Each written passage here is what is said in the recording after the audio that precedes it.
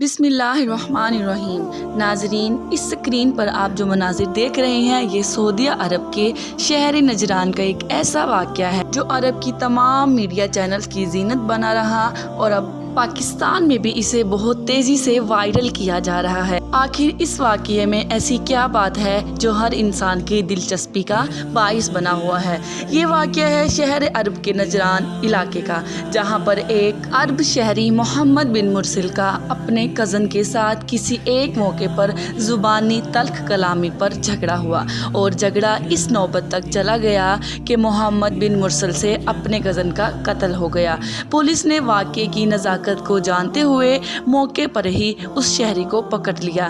تقریباً 3-4 ماہ کی سزا کے بعد یہ فیصلہ ہوا کہ عدالت خون کے بدلے خون کرے گی۔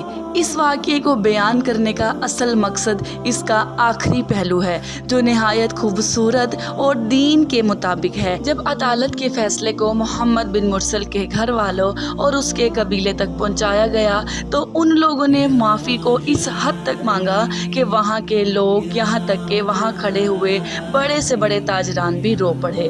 وہاں کے قبیلے کے بڑے بڑے سرداروں نے اپنی عزت یعنی کہ اپنے سر پہ باندھا ہوا رومال ہو یا پھر ان کی انا، یہ سب چیزیں کرنے کا مقصد ایک ہی تھا کہ وہ سامنے قبیلہ ان کے اس قصاص کو معاف کر دے اور ان کے بیٹے محمد بن مرسل کو معافی مل جائے۔ یہاں تک کہ قبیلے کے مختلف لوگوں نے اپنے آپ کو پیٹنا شروع کیا، رو رو کر ان سے معافی کی التجا کی، قصیدے پڑھے اور ان سے ہاتھ جوڑ کر التجا کی کہ ان کے بیٹے کے اس گناہ کو معاف کر دیا جائے یا پھر ان سے کچھ معاوضہ لے کر اس کو چھوڑ دیا جائے۔ لیکن مقتول کے ورثاء نے نہ تو اس رقم کی تکمیل کی اور نہ ہی ان کے اس قصاص کو معاف کیا، بلکہ عدالت سے درخواست کی کہ انہیں خون کے بدلے خون چاہیے۔ اور پھر دین اسلام کے مطابق بھی اگر سامنے والا شخص آپ کے قصاص کو قبول نہ کرے تو جس شخص نے کسی دوسرے شخص کا قتل کیا ہے تو بدلے میں بھی اسی شخص کا قتل کیا جائے گا۔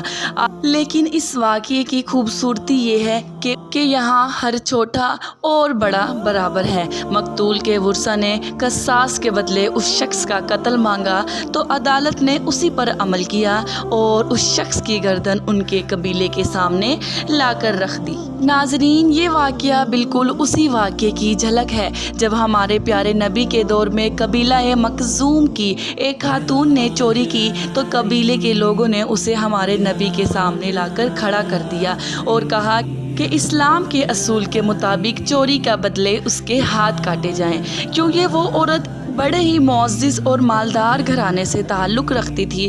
چنانچہ وہ لوگ ہمارے نبی کے دربار میں آئے اور درخواست کی کہ اسے معاف کر دیا جائے۔ ہمارے نبی نے عرض کیا کہ اگر اس کی جگہ میری بیٹی فاطمہ بھی ہوتی تو خدا کی قسم میں اس کے ہاتھ کاٹنے سے پیچھے نہ ہٹتا۔ میرے لیے میرے دین کے اصول، اس کے رب کے بتائے ہوئے اصول سب سے پہلے ہیں۔ ناظرین، اس واقعے کی خوبصورتی ہی یہی ہے کہ ہمیں دین کی اہمیت کا اندازہ ہو۔ اللہ پاک آپ کو اور مجھے دین کے اس اصولوں پر چلنے والا بنائے، آپ کا اور میرا حامی و ناصر ہو۔ مزید ایسی اچھی ویڈیوز دیکھنے کے لیے ہمارے چینل کو سبسکرائب کر دیں تاکہ آئندہ آنے والی ویڈیوز کا نوٹیفیکیشن آپ تک مل سکے۔ اپنا ڈھیر سارا خیال رکھیے۔ اللہ حافظ۔